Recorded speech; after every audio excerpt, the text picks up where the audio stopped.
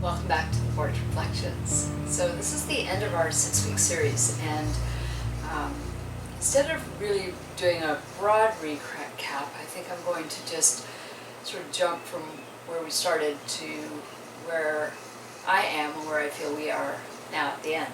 So this place of open-heartedness and kindness and compassion, this place where we're coming from, let's say, our higher self, or the place inside of us that we know as, holds the qualities, I guess, of the Yoga Sutras, of the Yamas and Niyamas, a lot of what yoga offers up for us, and this place of taking responsibility, right? And so, sort of the final place I came to today when I was thinking about this is that yoga is experiential. It's not even so much a practice or a recipe, although we use the word practice. It's just this very experiential place. I think what I would love to leave you with is one of the practices that I know to be the most profound is one of the most simple.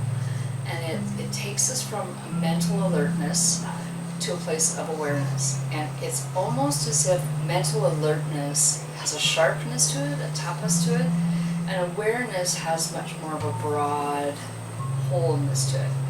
And so the practice is to hold your awareness to one thing. And so if you looked at your hand, say, and then you look at all details of your hand, you put on a timer, let's say 10 minutes, so it would be more than 10 minutes, sort of less than 15, so somewhere in there, like maybe 12 minutes, something like that. But you look at your hand for a couple of minutes so that you're looking at all the details, you're keeping your focus, you've got something to look at while you're doing that. And then you get up and you start to do a task or just go about doing what it is that you need to do at that chunk of time. And it's holding your awareness while doing it. So as you're walking, you're noticing your hand. As you're moving in the kitchen, you're using your hand, you're paying attention to your hand. Maybe you decide to go and have a shower somewhere where you would be using your hand. But your awareness is staying with you while you're doing other things. So it's this constant sense of coming back to the awareness. And so if you lose the awareness, that's fine. You remember it and you come back.